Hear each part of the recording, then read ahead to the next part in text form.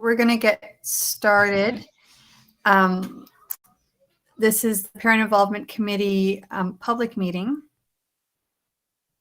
It is April the 8th, and we'll start by honoring the land. Hulton, as we know it today, is rich in history and modern traditions of many First Nations in the Métis. From the Anishinaabe to the Ottawadron, the Haudenosaunee, and the Métis, these lands surrounding the Great Lakes are steeped in Indigenous history. As we gather today on these treaty lands, we have the responsibility to honor and respect the four directions: land, waters, plants, animals, ancestors that walked before us, and all the wonderful elements of creation that exist. We would like to acknowledge and thank the Mississaugas of the Credit First Nation for sharing their traditional territory with us.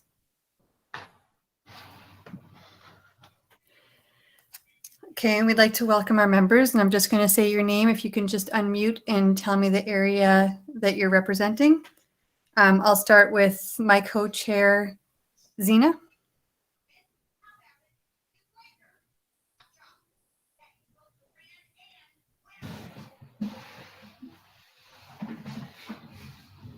Zena, I'm not sure if you know you're on mute. There you go. Yeah. Hi, everyone. Good night. How is everyone? So tonight we are in the PIC meeting, and this is Zena Almuderes from Oakville. Thank you. Sherry? Hi there, I'm Sherry White, and I represent Mackenzie Smith Bennett in Acton. Thank you, Sherry. Rupi?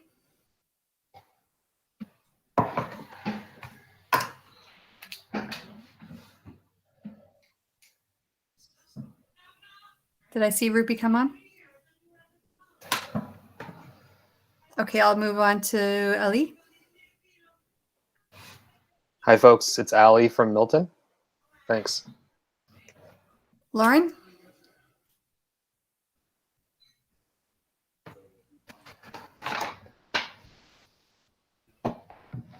I saw Lauren popping in and out. Maybe oh, there she is. Lauren? Rupi? Jose? Hi, I'm Jose Langio. I represent Georgetown District High School in Georgetown. Thank you. Nuri? Hi everyone, I'm Nouri Soni. I live in Hulton, and my kids study in Hulton and Campbellville. Glad to be. Thanks. Thank you. Patricia? Good evening. I'm Patricia Kirshner, representing Silver Creek Public School in Georgetown. Thank you, Patricia. Lauren, I see you're back. Sorry, I don't know why I'm having mic issues, but it's just Lauren Ives, and I'm representing Milton. Sarah Suhail.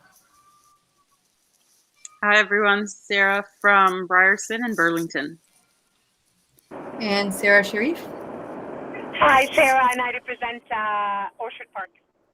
Thank you. And I'm Andrea Chan. I'm representing Oakville. And we have a community member with us tonight. That's Uzma. Hi, everyone. I'm Uzma, and I'm the community member, yes. And we have regrets from two of our Trustee Kelly Amos and Trustee Jean Gray, but Trustee Tanya Rocha is here. Hi, everyone. Yes, so I'm Trustee Tanya Rocha, and I'm one of 11 trustees, and I represent East Oakville. And we have two board staff on our committee. Steve Oliver. Hi there, Steve Oliver, I'm Vice Principal at Georgetown High School. I'm here as a support person from the board. And our Superintendent, John Pennyfather. Hi, my name is John Pennyfather. I'm Superintendent of Education. Thank you. Thank you. Go ahead, Zena. Oh, sorry, not go ahead, Zena. Passing of the minutes from February 18th. Yes. Sorry. Can anybody look over the minutes? Does anybody have an issue with them? No. Okay. Can I get a motion to pass? Ali? And can I get a second? Zena? Thank you. Thank you. And we'll move on to, now you can go ahead, Zena. Oh, thank you, Sherry. So we'll just switch Sherry's name. Okay, can you go with the honor of the land, or do you want me to do so? No, you can go ahead. Okay.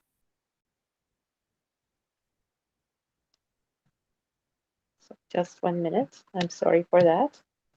This is some of the technical issue that I have here.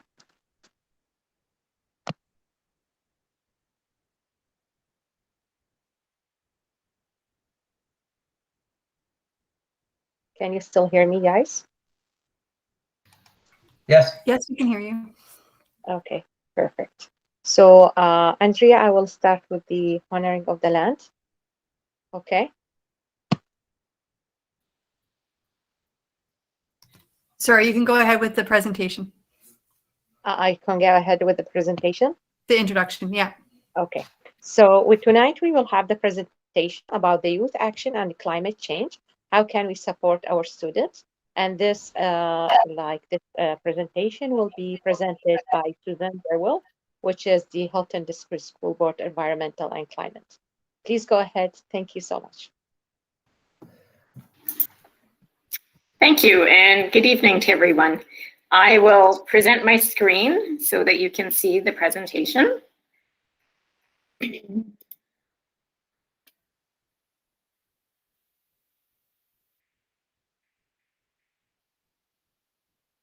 And if you can just give me a quick thumbs up if you can see the presentation. Perfect.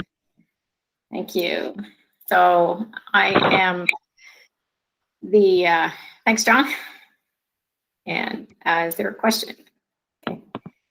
So I want to thank you for having me back to talk to you. I was here at the larger PIC meeting a couple weeks ago, talking about the climate action and accountability plan. So today, obviously with that large group, it's hard to get input on what people are thinking about the plan and how they can support their students. So just a brief review, the Climate Action and Accountability Plan is connected to multiple initiatives within the board. I'd like to say that the first one is the student-led climate emergency declaration that was passed by the Board of Trustees on June 2nd last year. And, you know, if we're here talking about supporting students and the action that they can take on climate, I think it's really important to recognize that our students were the first students to create a climate emergency declaration for a school board within Canada, if not farther than that, but also that they really focused it not just on what the organization can do, but understanding that they had a role to play in how things move forward, that they have an impact on the operations of the board, and that, you know, they have an interest in what happens, as well as, rather than just saying, you know, the board over here should do X and not understanding their role. And I think we'll see that as we move further through the presentation. At the same time, there was a lot of stakeholder engagement that happened. I guess time is fleeting and it's all very fluid. So I'm gonna say 1.5 years ago, there was stakeholder engagement about the board, the multi-year plan, but I could be wrong. It could be a different time frame. And one of the pieces that came out of that was that the community, the stakeholders, be it staff, students, parents, or the community in general, was very, wanted the board to be looking at how they could be proactive in taking a leadership role on environmental leadership. And out of that came the area of focus, environmental leadership, taking action for a sustainable world. And it is take action for a sustainable world, not inspire or, you know, support. So there's different ways that this goes through. And I'm sure that you've had presentations about the multi-year plan. And if you have any questions about that, I would suggest that you pose those questions to Trustee Rocha. At the same time, we recognized that it's not just our own smaller community that we're connecting to through our actions and what our students are looking at. Excuse me. It's also the UN Sustainable Development Goals. And these goals are recognized around the world on with very specific actions that we can take to make a more sustainable world for everyone. And you'll notice that number 4 is quality education. Obviously, for Board of Education, that's very important. quality education is not only a goal, but it's also the framework for achieving all of the other goals. And that's why it's so important to understand how they're related, including climate action. So one of the questions that we asked when we got together last time was, do you feel the area of focus is? And we had energy, school grounds, waste, school travel, teaching and learning for the climate action plan. How did you feel about them? And these are the results that were given to us by that group a few weeks ago. So you can see, obviously, waste is very high, potentially followed very closely by teaching and learning, which is great to see. And then, you know, very slightly by how could we impact them, school travel and energy. We posed the same questions to well over 100 students in various locations around the board. And this is what the answers that they came up with. And you can see their results are very similar to what parents felt. Very high on teaching and learning, waste exactly the same. So it's interesting to see how their responses to the same questions are mirroring the responses of the school council members. We asked that larger group, what would people add if they could to the climate action plan? And we had a few people commenting about procurement, sustainable purchasing policies, naturalizing school grounds, making connections to actions that students and their families can take, and a few comments about school travel, relating it to reducing traffic congestion around schools and idling. I posed the same question to students. And again, we had a broad range of students that we asked. And they also talked about procurement and sustainable purchasing policies, and they made that connection to almost buy local.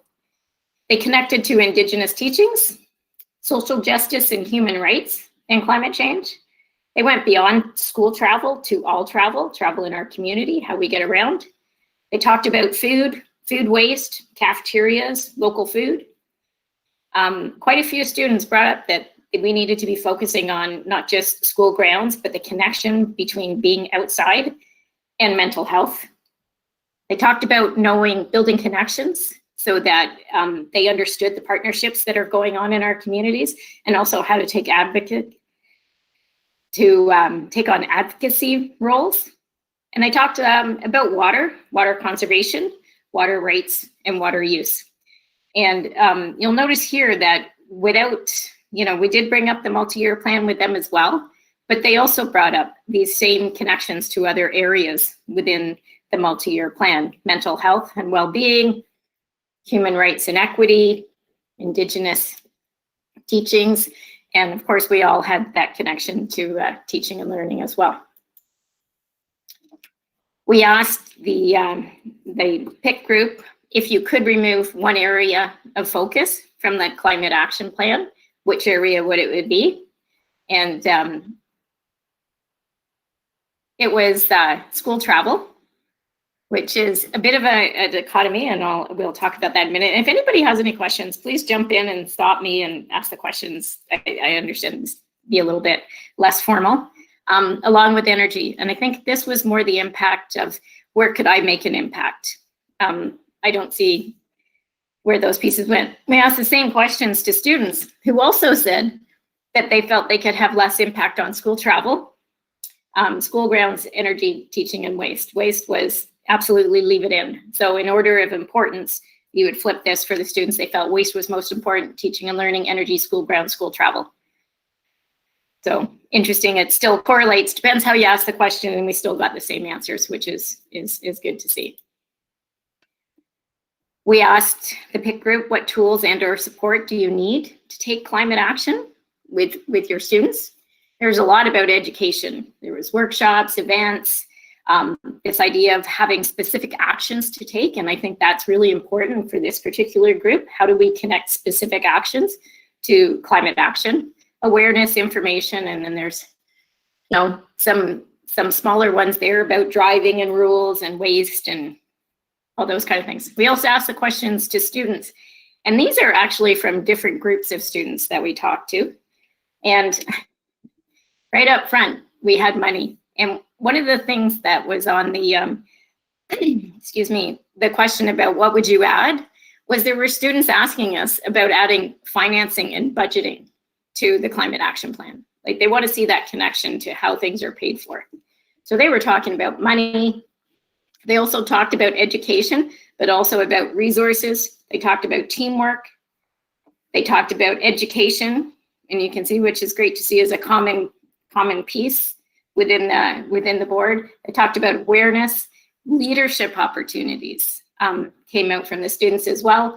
And then they got more into, you know, funding and different very specific things.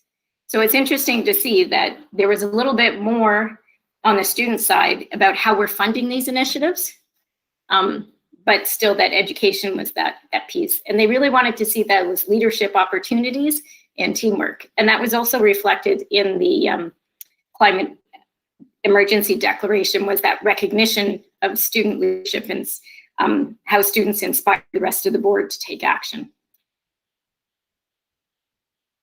So one of the things that we're here to talk about today is opportunities to engage with students. So some of the things that are occurring right now, sort of ongoing, that you may or may not have heard about are Generation Green.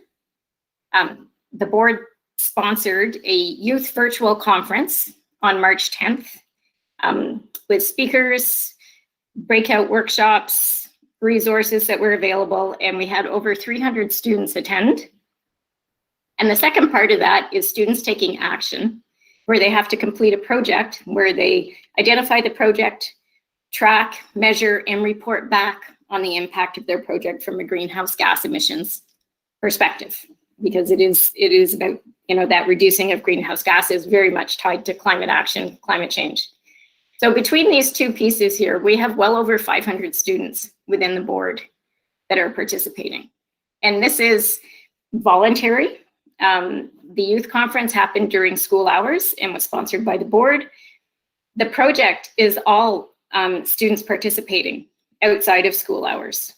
So that's quite phenomenal when you think about that. We have, I think it's 235 projects that students are submitting to be judged for, for the project portion. And they will receive community involvement hours. A very specific set based on them attending certain events and carrying out the project.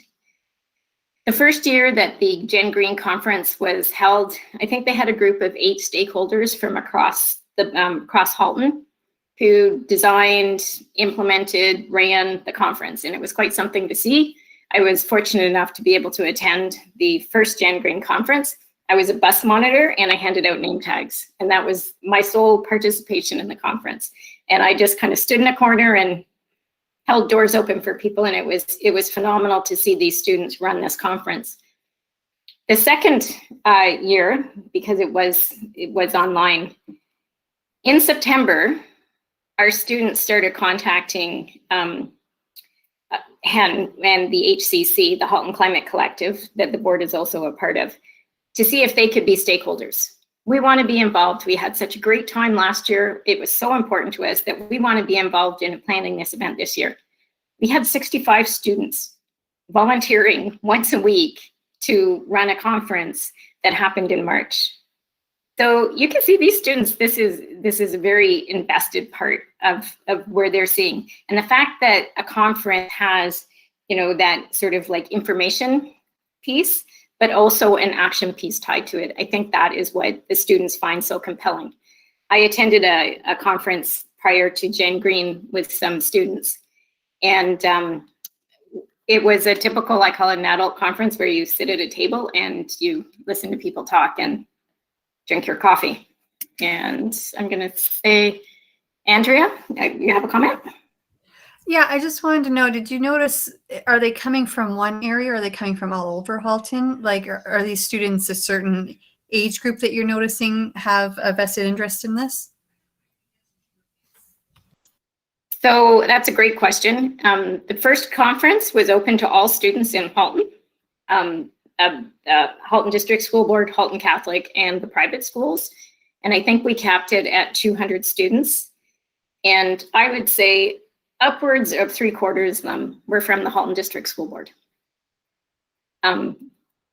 This year, because of the challenges with running a virtual conference, and I can tell you that the challenges of ensuring that our privacy of our students was protected was our first priority. So we had to limit it only to Hulton District School Board students, and the students came up from across all areas. The first year we had students, I was the bus monitor for Georgetown. So we had a bus stop in Georgetown and picked up students from Georgetown and Acton and went down to Oakville. But the students come from across the district. As in both years, the conference was open to students in grades 7 to 12. This year we saw quite an increase in students in grades 7 to 12. In grades 7 and 8, some of the students participated as part of a class, and that was okay. The community involvement hours are only open to students in grades 9 to 12, but students in grades 7 and 8 can still complete the project. They just can't accumulate community involvement hours. And what we found in conversing with some of the students was our secondary school students are so focused on not missing a class because of the amount of content that's being covered. They registered for the conference and the project, but watched the sessions from the conference after hours. And then all of those workshops are available to the participants who registered for the either the end of June or longer than that. I would have to check on the exact date. So that's one way of engaging with students. A second way that our students have been involved in taking action that might be more familiar to more people is Eco Schools. And Eco Schools was started, I think it's 15 years ago now. We started as through York University with the Toronto District School Board, and then other school boards came in to take the program about environmental leadership, focusing specifically on energy and waste, but with other areas, teamwork and leadership, learning about environmental in, for, and about the environment. And Hulton District School Board was one of those pioneer boards. So we've been with Eco Schools since the beginning. Last year, they decided that we really needed to be a national organization, Eco Schools did, and they shifted how they engage with students to get away from a little bit of the prescriptive, you must do this type of lighting audit, you must do a waste audit, to connecting it directly to the UN Sustainable Development Goals to make it a broader piece. Yes, for this year, because of all the challenges that we've had, it is not required that you perform an energy or a waste audit, and mostly because we said no one's doing a waste audit for obvious reasons, and we're very limited in how we can move through our schools. But those will still be core components, but it's much more open into students designing their program. Another way that students that's new to Hulton is the Envirothon. And some of you may be familiar with a program called the Decathon. So basically students in high school would join a club. It's associated with business. They learn all different skills. They go to a competition. They're given a problem and they're judged on their approach to solving the problem. Envirothon is the same thing. It's run by Forest Ontario. We've never had one in Hulton. So we had schools who participated but had to go out of their region to participate. So unfortunately, they couldn't win. They tied for first, but because they were out of their region, they weren't able to move on to provincials. So one of our local community partners, an organization called the Hulton Environment Network, they have taken on running the Envirothon, and it's now open to students. I believe it's grade 8 to grade 12. Secondary school students from 9 to 12 can participate in the competitive section where they go through. It's based using apps and challenges that they go out and perform. And it's, again, the same thing, learning about the skills that you need to solve an environmental problem. And the theme this year for it is that nature has this natural solutions to solve climate change. So that's just the information about that is just coming out. I believe there's a webinar that would be available to anybody if they wanted to look at how to involve their students. And again, it's giving those students a different way to, be involved with what's going on.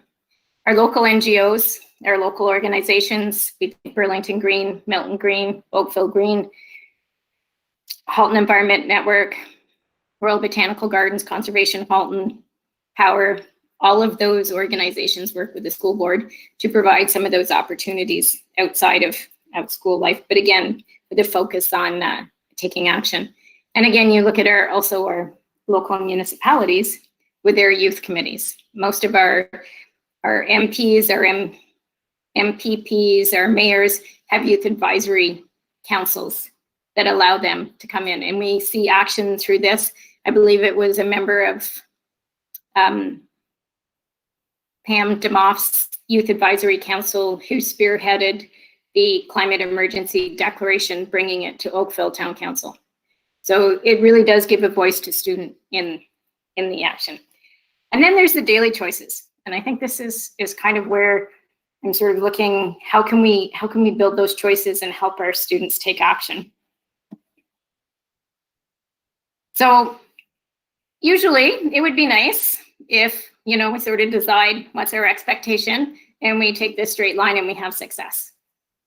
And then what we really know is this is what happens. And in here we have all those different things that happen. Yes, we implement an organics collection program, but then, these different things happen. And eventually we get over here and there's all kinds of wonderful things that happen along the way, but it's not a straight line and it never happens quickly. So that's pretty much what's happening with us, especially with climate action. And, our students are telling us that we really need to take action.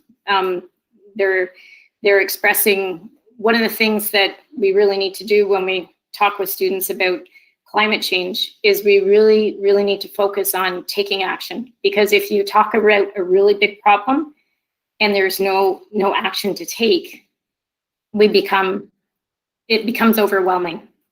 And so that's where, when we look at climate change now, we're moving beyond the science of climate change belongs in science, yes, and it has connections to geography, but it also has connections to the social sciences that enable us to take action and to understand its impacts. So I am gonna stop presenting and start looking for people to start, I guess, shall we say, start gathering some information. And I thought it would be great if we could start with the section that most drew people's interest in terms of we really need this to be included in our climate action and accountability plan, and it was waste.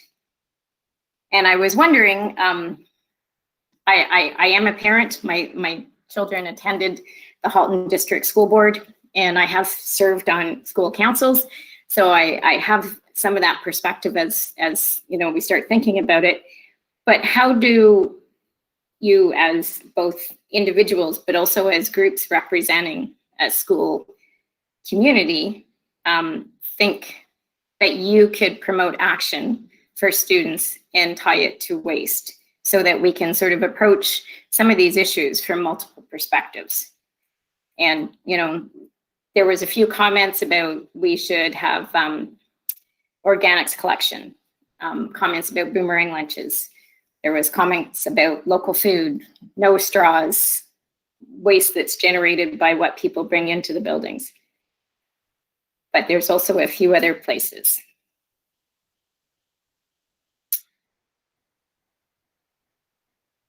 Go ahead, Ali.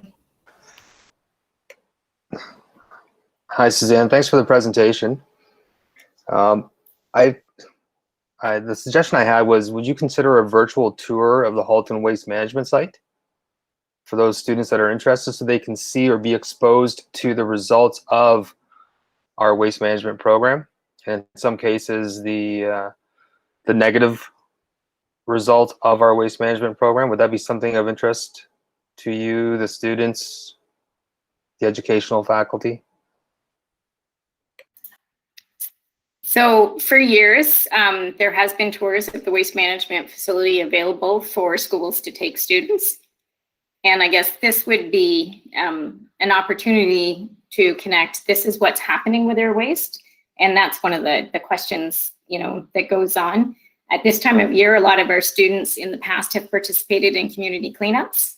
We've always supported that as a board on site. So, but where does the waste go and where should it go? So that would be, I'm not sure if it's available virtually. It's a great point, and it gives us the opportunity to talk about, you know, student successes in the past. The Blue Box program was spearheaded by students in schools, and you know, can start to imagine life without a Blue Box now.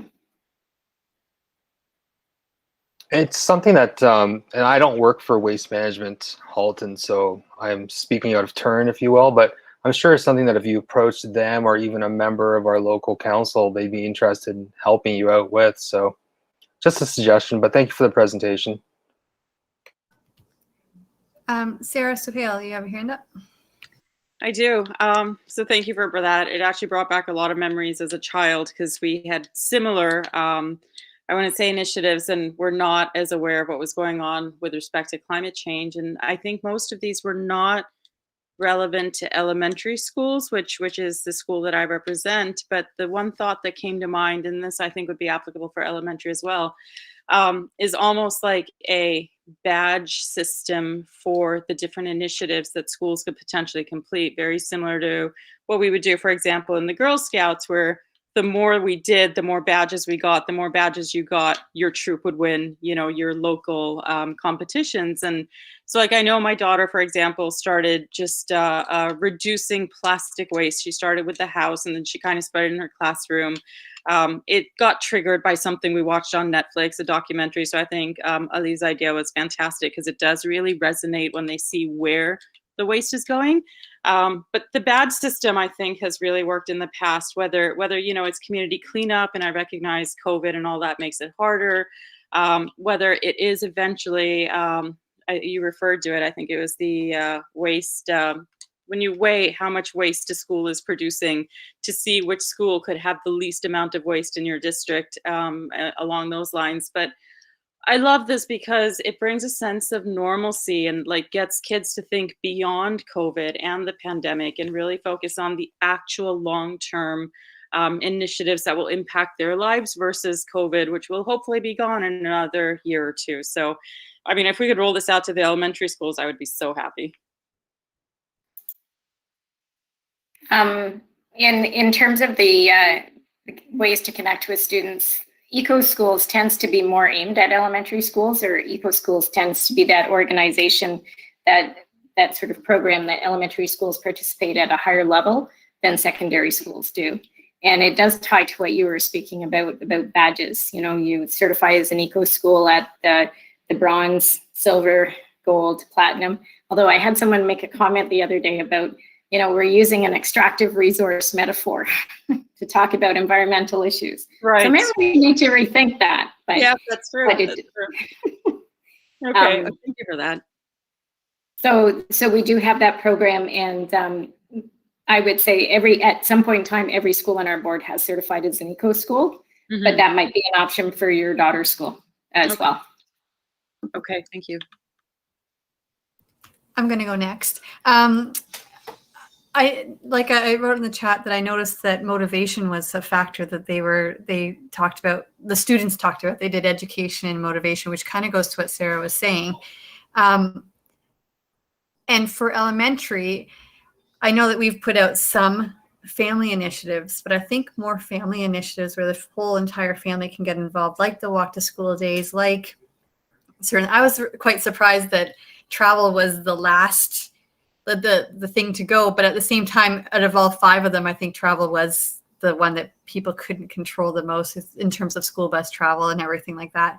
But I think family initiatives really helped us as a school to kind of get the whole school involved. And we did have, I think it was stamps or something that was like, hey, I walked to school, or stickers that said I walked to school. I'm a little bit not on board with the stickers because that does produce waste, but it's just another one of those things where you're not sure what to give them.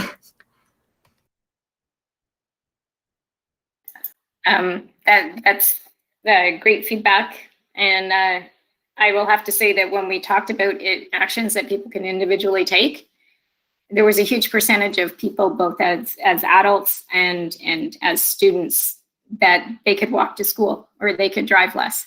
So I'm really not, I think there's a way, I'm not sure if the people don't understand the connection between driving to school and climate action, or they feel that they can only control them a smaller portion and that they need to go. They go forward from there. And yes, I do. I have met Spencer at a community event and certainly as a student. And that speaks to, you know, this recognition about what students are doing. We're working on developing a student award recognizing students who inspire us to take further action. Tanya, go ahead. And Andrea captured a lot of the things that I was thinking. One of the things that I saw in the presentation is that education is really important. And I always think that we're always focused on student education, but really we should also focus on parent education. If we look at the population of our students, many students have parents that weren't born in this country. So they may not know what recycling or composting or how the environment management works here in Hulton. And not just that, even residents moving from Toronto to Hulton, environment management works differently. So I find that there's always an education component that's required. So I think maybe perhaps even this committee, the parent involvement committee, can look at ways where we can educate parents. So if you have an educated parent, you have a parent who can support their child better. And to that other point about school travel, I know that when I answered that question, I thought it needed the least amount of focus because I figured out, well, I know how to solve that issue. It's just don't ever drive your kid to school, let them walk. So I thought, if you're going to take out anything, take out school travel because I got to figure it out. Just send my kid walking and done. And I don't know if other parents had the same thought or other people filling out the survey had the same thought, but that's where my rationale came from. That's awesome. Thank you, Tanya, because I did not make that connection. You know, sometimes you're too close to an issue and that you don't understand how other people are viewing the question. So that's a great perspective. And we have time for one more question if anybody else has one, last one, or we'll leave that. I just have comments in the chat. Andrea, we have some comment in the chat from Sherry White. So I don't know think we got that one. Yeah. Did we? Yes, we got that one. Thank you. So if I can just ask a question, and Tanya talked about it, you know, the role of PIC in the education of parents.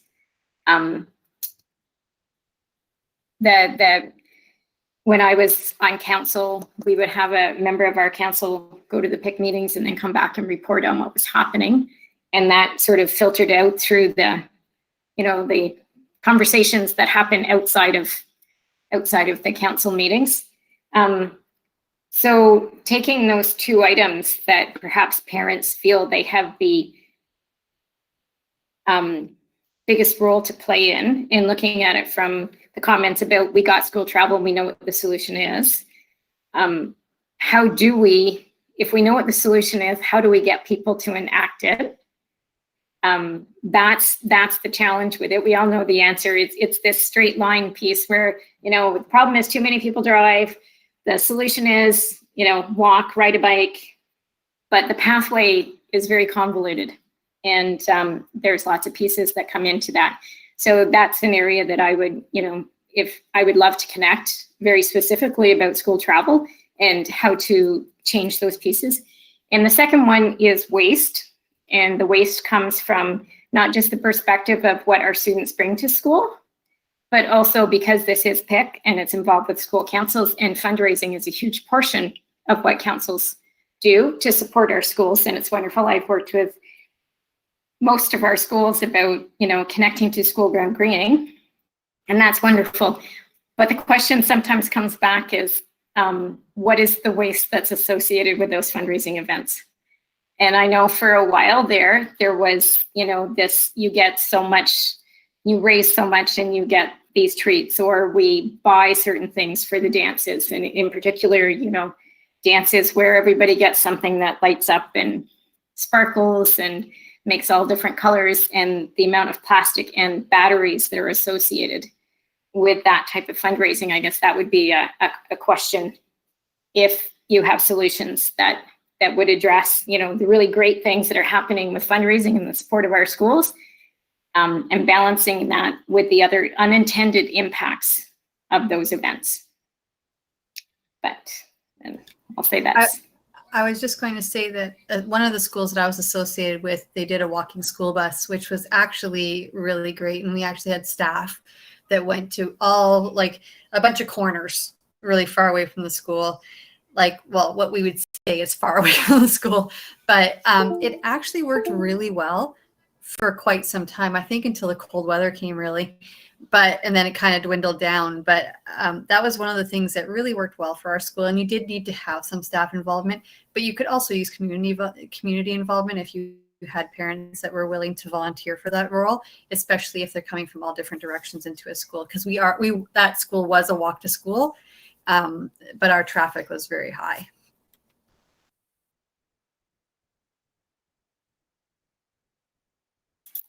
So my last question is, as Tanya and John know, we have an environmental management team that is sort of a board level committee, and we have representatives from all our stakeholders. So we have trustees, we have superintendents, we have teachers, we have people from different corporate departments, HR, IT, business services, facility services, is obviously there. And we do have a member of our staff who is also a parent, but I'm wondering if this would be a place for someone to become part of that EMT and then report back directly from the EMT to the parent involvement committee. So I would sort of be looking, raise that question about that as a possibility for, again, being involved with initiatives that are happening at the board and involving other parents.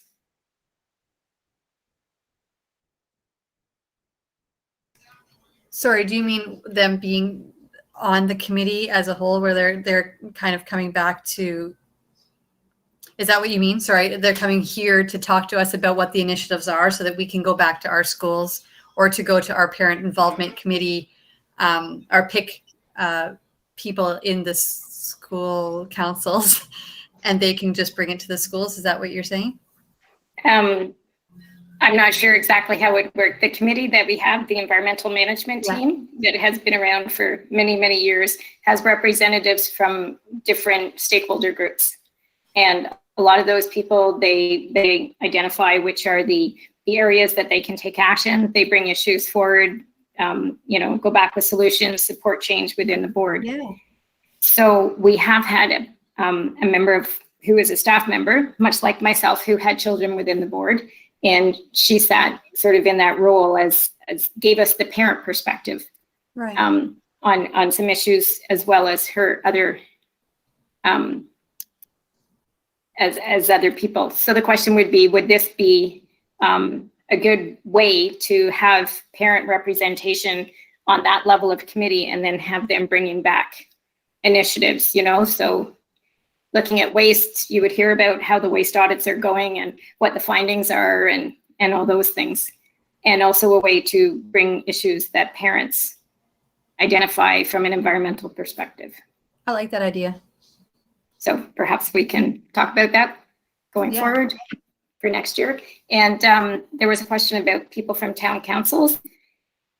We have a member of a not-for-profit that sits on the EMT as a community member, and there are staff members who are on committees within the municipalities. So Halton Hills, Burlington, Oakville, Milton, the municipal committees on taking climate action. And there's the Halton Climate Collective, which has members from the board, all 4 of our municipalities, the region, Catholic board, who work together to address climate action from a regional perspective.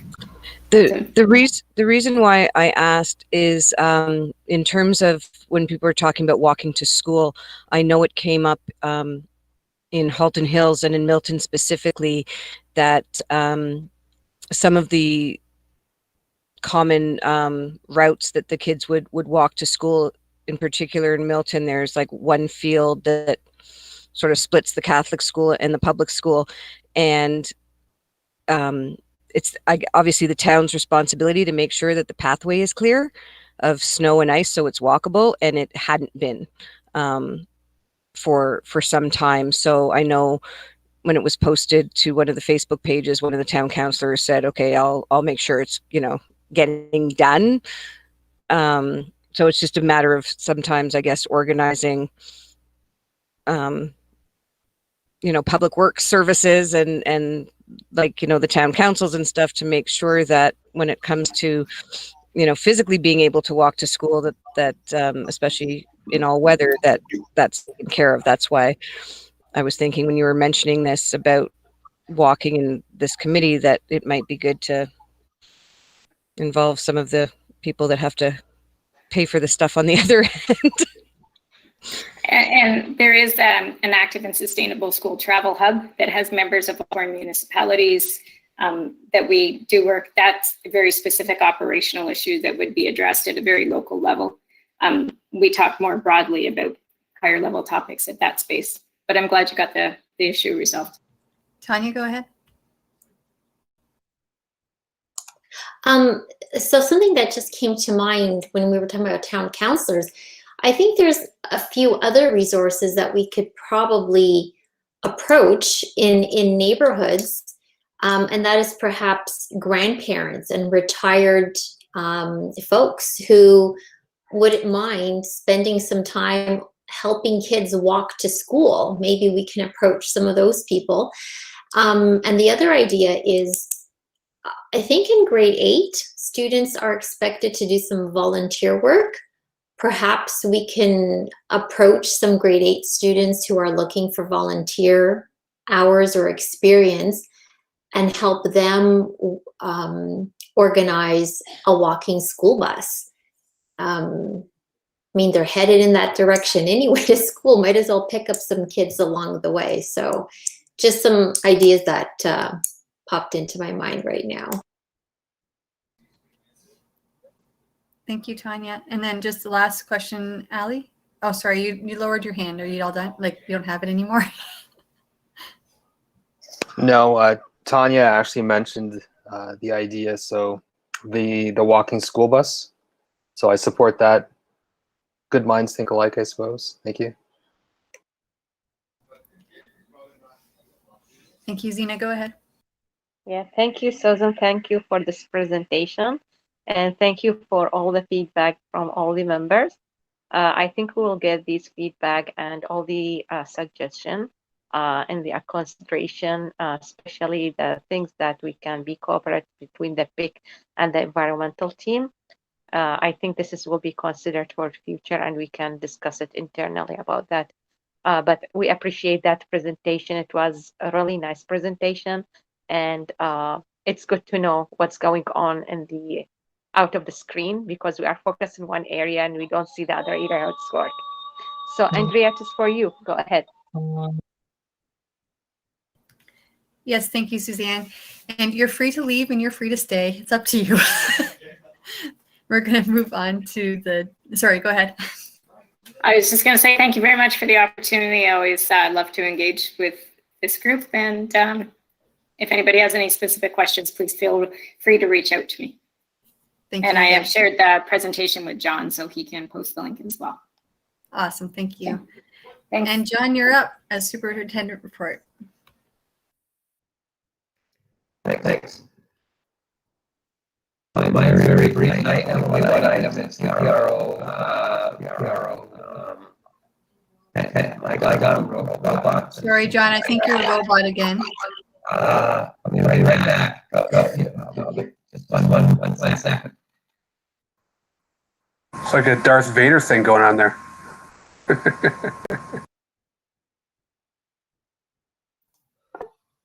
Hello? You're good. Okay, just one item for the SO report is that PRO grants for the final report template that will be out to schools, school councils and principals for May 1st. We had a meeting, I guess it was 2-3 weeks ago, with the ministry, and they had not yet decided on what they wanted to see in the final reports. So we're waiting on them a little bit, but if they don't have it to us, we'll make our own template and just send it out for May 1st. And that's it for me. Thanks. That was short. Okay, Zena, go ahead. Yes, hi. Okay, so the next that we have it for tonight is the report from the PIC member on board committee. So we have two things that we will be short representative from the board committee. So we have the safety and well-being presentation that was happened. I don't know if anyone is attending that night, but I am personally attend that session. It was on Monday, March 29, and it was presented by Nouri Soni, the school board parent and PIC member. And thank you so much, Nouri, that you represent part of our PIC member. And the same time, you are covering that area, which was really needed by the committee. Also, it was by the Kim Menezes from the school social worker, and Shivani Patel, the Access and System Navigation Reach Out Center for Kids, which is the ROC, and Nathan Pillai, clinical psychologist, and Byridge Counseling Center. So for this one, I will give the word to talk about it from Nouri Soni from Milton and Lauren Ivis from Milton. So please go ahead. And just a gentle reminder, there will be the hand raise. You can raise the hand if you have any question, or you can write it in the chat and we can go through it. Okay, Nouri and Lauren, go ahead.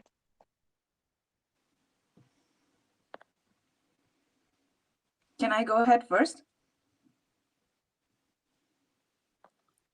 Whatever you decide. Absolutely. All right. Thank you. Good evening, everyone.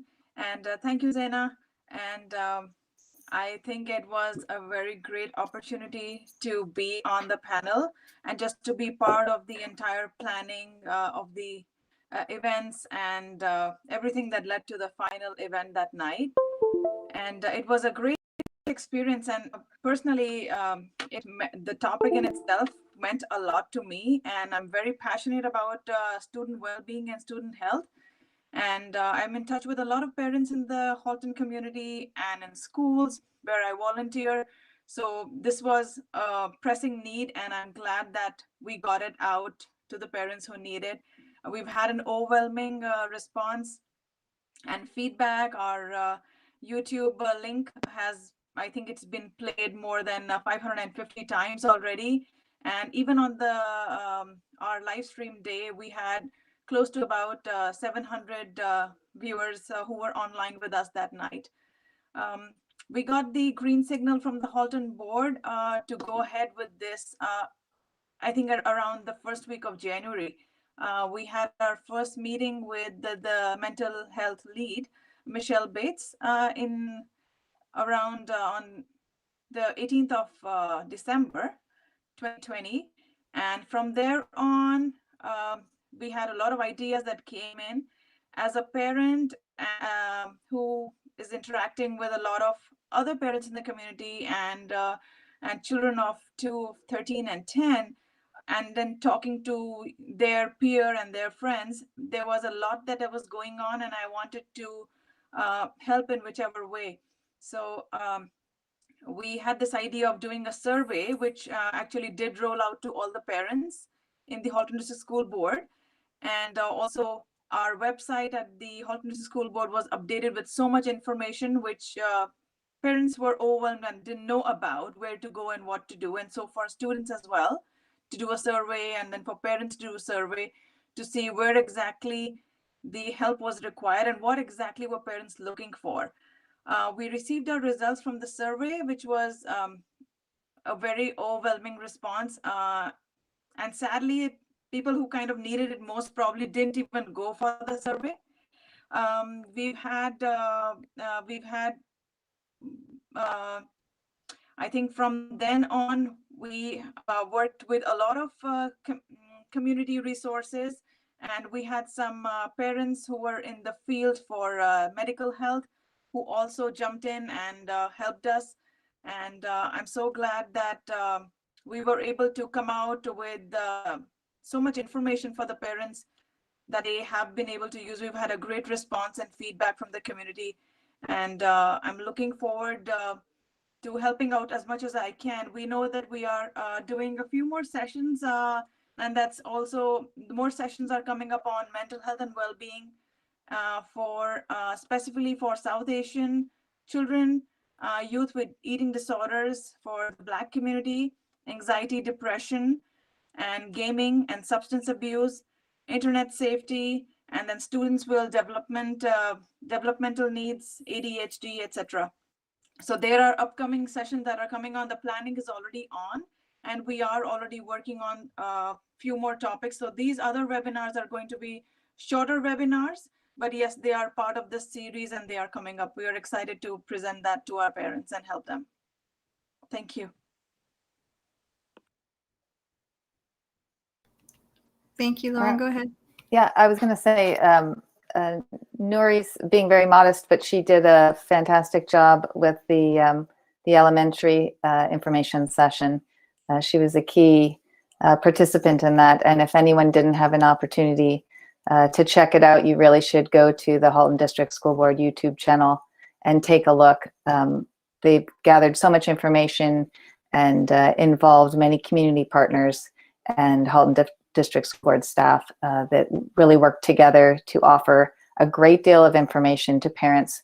Both nights, the second night on March 30th was focused more towards secondary students, but you should certainly take a moment and check both evenings out to the events that they have planned in the future. So if you have any other questions, let us know, and we can give you more information.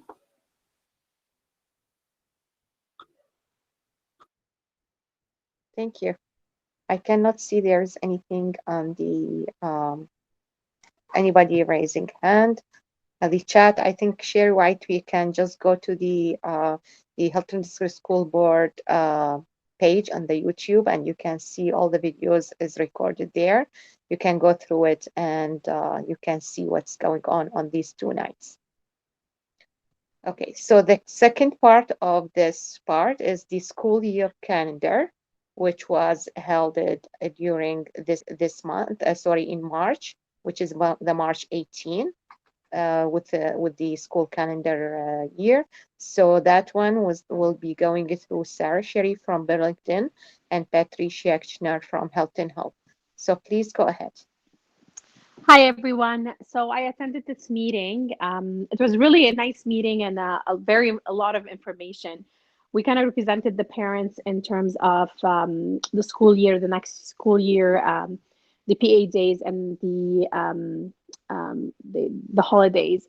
There was a lot of talks from the educators themselves on the call regarding their requirements, but then a lot of opinions from our side, from as a working parent too, and how those PA days can affect us. There was a lot of talk about the Christmas vacation and how it's going to fall in next year earlier than usual, and will end on, kids will be back on the 3rd of January. So there was some request if it's possible to start midweek, like on a Wednesday to a Wednesday. Talk about PA days, starting 2 PA days early before the school year starts. And obviously the people from the board had a lot of more requirements to talk about what needs to be done in those PA days. So I think it was a 2-hour meeting and a lot of information there. And I think they're going back with a lot of our feedbacks back to the board.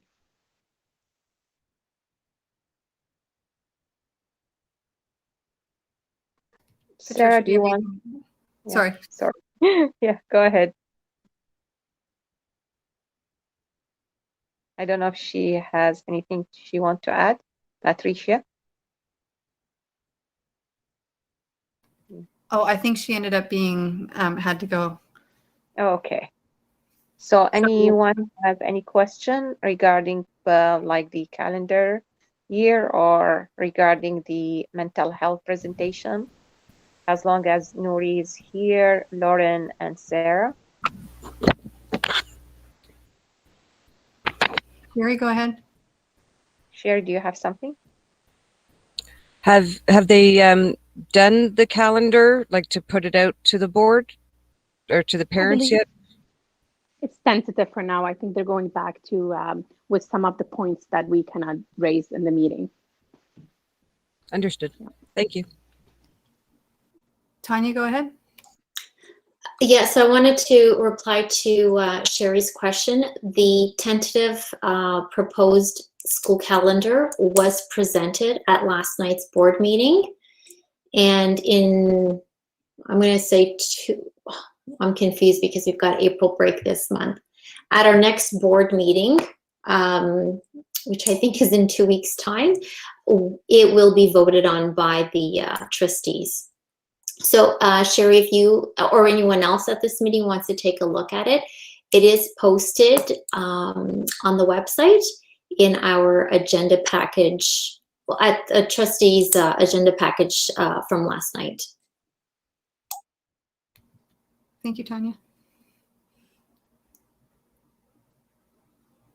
Zena, go ahead. I think we are finished for tonight for all the presentation and the PIC member feedback about these two presentation and the what's happening in the Hulton School Board. I think we will go, Andrea, to the trustee update. Please go ahead. Yep. So up next is the trustee update, and I see that Trustee Amos did join us. I believe Trustee Rocha has a presentation. Go ahead. So I was talking to myself. So yes, the trustee update. So at last night's board meeting, the trustees passed a motion to name the new Milton High School that is scheduled to be open in September of this year, Elsie McGill Secondary School. And her name was chosen from a short list of 2 other names. And it does mark the very first woman to have a high school named after her in Hulton. And in addition to that, because the STEM program is going to be offered at Elsie McGill High School or secondary school, Elsie does have an engineering background. So it was a nice tie-in to have a woman engineer be the name of a school that's offering the STEM program. Some good news that was presented last night was that after a successful pilot of offering free menstrual products at a few of our secondary schools, the HDSB is happy to announce that it will provide free menstrual products for students in all HDSB schools by September of 2021. Let's see here. As you're aware, COVID numbers are increasing and the need for vaccination is very high, especially for, well, for everyone really. We are very cognizant of student and staff well-being and safety. And to that respect, what the trustees did last night was approve a motion to direct our chair to write a letter to the Minister of Education and to Dr. David Williams to prioritize vaccination for education workers and to hopefully get that vaccination done over April break so that there would be less impact to staffing and to staffing once we get back. We are aware that many teachers don't live in Hulton. They may live in a different region, and vaccination appointments are difficult. So the letter was written, and it is available already today on our website in case anyone is interested in reading that. The last time that the PIC committee met, I indicated that the trustees were in the process of hiring a new director. Since then, our consulting firm has met with students, parents, staff, trustees, and community members to get their feedback on what their ideal director would look like. And we're happy to say a job description has been created and the position has been posted. So if you know anyone who would be interested in becoming Director of Education, have them look at the job posting. Sadly, since then, we've also had 3 superintendents announce their retirement. So that means that the trustees will be doing some more hiring. So our plates are really busy right now. Trustee Amos, I know that you're on the line. Is there anything you'd like to add to the trustee report? No, I think you've done a great job, Trustee Rocha, but you may want to mention, or we can mention, who those superintendents are that are retiring, because... Yeah, I was going to tread lightly there. No, I think it's in public realm. It's already been mentioned. But just so you're aware, the superintendent, Pennyfather, is unfortunately going to be leaving us, who's done such wonderful things with PIC and other things, as well as Superintendent Zonnefeld and Superintendent Hunt Gibbons. So all of them have done amazing things for the students of Hulton, but I know John, who is here, has done amazing things, not just with the students, but with the parents. And I think we all owe him a big thank you. So thank you, John.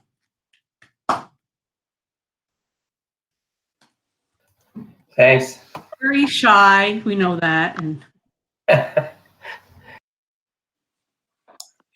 John, I didn't know if you wanted to announce it yourself or if we wanted, I created that segue in for you. So if you want to say a few words. Well, I mean, it was announced last night, so I figured it's out there so people would know, but I'm excited and sad at the same time. And, you know, working, and I talked about last night that, you know, one of the best things was working with great educators and great educational champions. And everybody who's in this meeting right now, I consider educational champions. And public education, we can't do the lifting as the educators without the other half, which is you folks. So it's been great, and we need to keep. Now I join your side and do some of the lifting as an education champion. So there we go. Thank you, John. Thank you, Trustee Tanya. Trustee Georgia and Trustee Amos. So our next meeting is, we're coming to the end of the agenda, and our next meeting is this is our last public meeting that we have for the year. And our next meeting is a PIC planning meeting on May 27th at 7 p.m. Is there anything that anybody would like to put forward for next steps?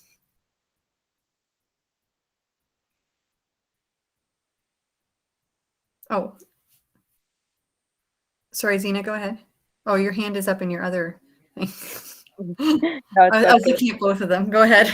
No, don't worry. So it was a question for Trustee Rocha regarding the vaccine. So I know that you say that you put the letter in public in the board website regarding to give the priority for all the teachers and everyone during the April break, which is the late March break. Do you think the time frame is good to go? because we are almost 1 day, 2 days to the April break. Do you think that within 1 day there will be any announcement? I'm just curious about that.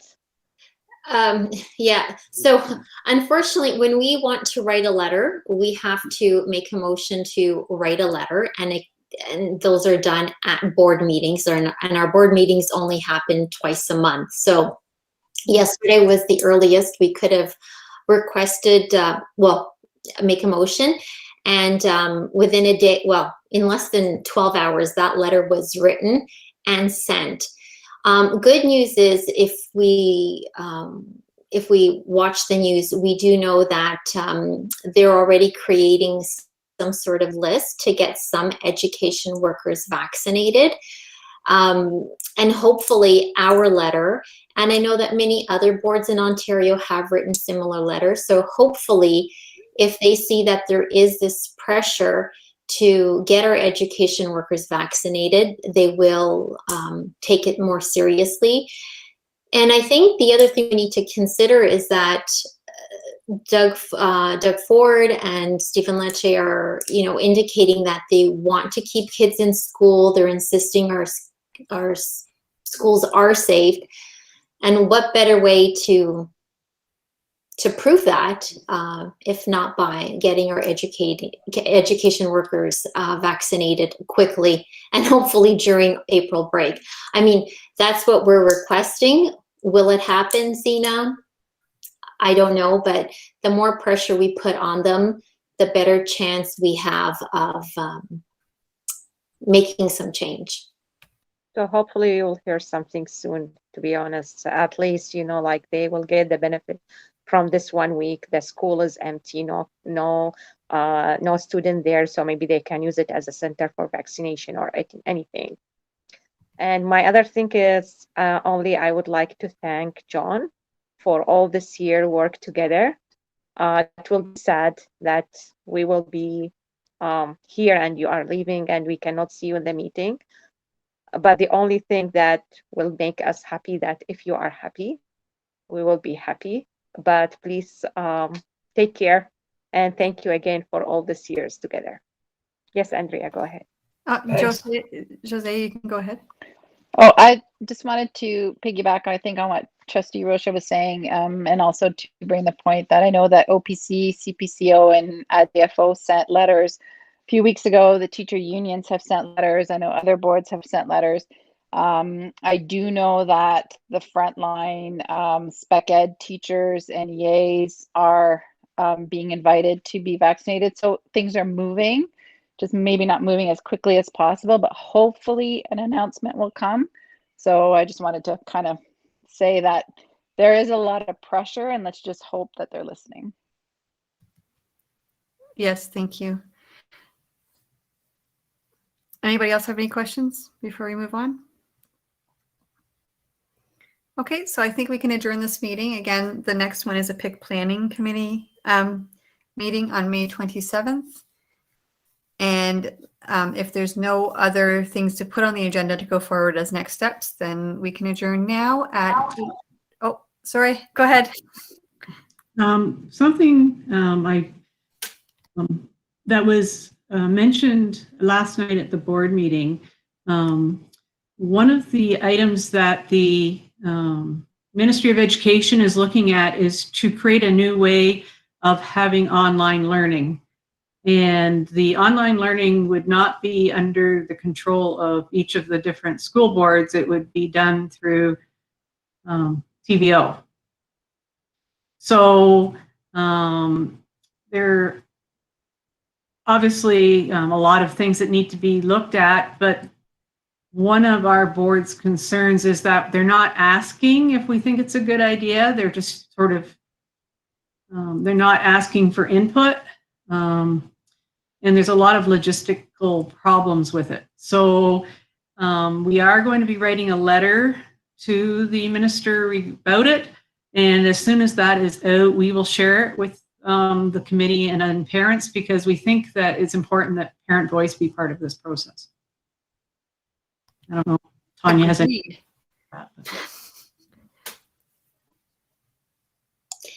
I think the only thing I would want to add is I think we're being a bit cryptic only because there was information that was leaked in the media. You may have seen posts and on the news. There was a slide deck that was leaked with confidential information, and so there's a lot of nervousness and irate people with this presentation. So that's what we're going to take a look at and respond to. So I will leave it up to everyone here to go find those confidentially leaked presentation. I won't contribute to sharing leaked information, but it's out there. You can find it. Thank you. Helpful information. Okay, so that's it for tonight. It's 8:20. We're adjourning now. Thank you everyone for coming. Thank you for being a part of this, and we'll see you on May 27th.